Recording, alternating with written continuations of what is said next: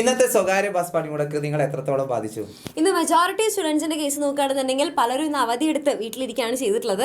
പക്ഷേ സ്കൂളുകളൊക്കെ തുറന്ന് പ്രവർത്തിച്ചിട്ടുണ്ട്. കാരണം എന്താ പറയുക, ചെറിയ സ്കൂളുകളൊക്കെയാണ്. ഇപ്പം എൻ്റെ മോള് പഠിക്കുന്നത് LP സ്കൂള്, ആ സ്കൂളിലേക്ക് വരുന്നത് ആ പരിസര പ്രദേശത്തുള്ള കുട്ടികളാണ്. അപ്പോൾ സ്കൂളിന് ചെറിയൊരു ബസ് സർവീസ് ഉണ്ട്, അതുകൊണ്ട് മോളൊക്കെ ഇന്ന് സ്കൂളിൽ പോയിട്ടുണ്ടായിരുന്നു. സ്കൂൾ ബസ് ഉള്ളതൊക്കെ ഇന്ന് അത്യാവശ്യം വർക്കിംഗ് ആയിട്ടുണ്ട്. പക്ഷേ എന്താണെന്ന് വെച്ചാൽ എല്ലാവർക്കും ഈ സ്കൂൾ സർവീസ് അല്ലെങ്കിൽ സ്കൂൾ ബസ് സർവീസ് എന്താ പറയുക യൂട്ടിലൈസ് ചെയ്യാൻ പറ്റില്ല. പലരും പ്രൈവറ്റ് ബസ്സിനെ ആശ്രയിച്ച് വരുന്നവരാണ്. അപ്പോൾ നിങ്ങൾ പലരും ഒന്ന് സ്കൂളിൽ പോയിട്ടുണ്ടാവില്ല, ഏറ്റവും സാധ്യം പറഞ്ഞ പോലെ തന്നെ. യെസ്, നമ്മുടെ വീട്ടിലൊക്കെ നോക്കുകയാണെന്നുണ്ടെങ്കിലും പലരും ഇന്ന് വീട്ടിലൊക്കെ ഇരുന്ന് ഭയങ്കര ചിൽ ചെയ്തുകൊണ്ടിരിക്കുന്നതാണ് കാണാനായിട്ട് സാധിച്ചത്.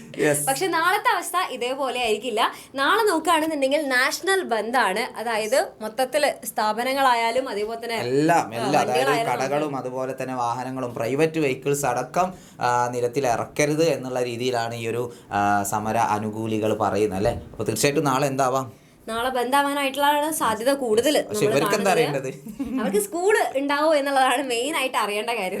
അപ്പൊ സ്വാഭാവികമായിട്ടും നമുക്കൊന്ന് ആലോചിച്ചാൽ മതി. അതായത് വാഹനങ്ങളൊന്നും ഓടുന്നില്ല, ടീച്ചേഴ്സ് എങ്ങനെ വരിക, ടീച്ചേഴ്സിന് വരാൻ കഴിയോ, ഇല്ല അല്ലേ. അപ്പൊ തീർച്ചയായിട്ടും എന്താ പറയാ, നാളെ സ്കൂളിന് അവധി ആവാനാണ് ചാൻസ് കൂടുതൽ. പക്ഷെ ഇതിപ്പോ നമ്മള് അന്തിമമായിട്ട് പറയേണ്ട ഒരു കാര്യമല്ല. കാരണം നിങ്ങൾക്ക് ടീച്ചേഴ്സ് ആണ്, നിങ്ങളെ പഠിപ്പിക്കുന്ന ടീച്ചേഴ്സ് ആയിരിക്കും ഈ ഒരു കാര്യം കൺഫേം ആയിട്ട് നിങ്ങളെ അറിയിക്കുന്നുണ്ടായിരിക്കുക. അപ്പൊ അത് ടീച്ചേഴ്സ് പറയുന്ന പോലെ തന്നെ കേൾക്കണം. അപ്പൊ നമ്മളിപ്പോ മെജോറിറ്റി ഇപ്പൊ ന്യൂസ് നോക്കുമ്പോൾ നമുക്ക് പറയാനായിട്ട് സാധിക്കുന്നത് അവധിയായിരിക്കും പോസിബിൾ അല്ല. കാരണം കുട്ടികൾക്ക് എത്താൻ പറ്റില്ല, ടീച്ചേഴ്സിന് എത്താൻ പറ്റില്ല, പിന്നെ സ്കൂൾ തുറക്കാൻ പറ്റുമോ, ഇല്ല.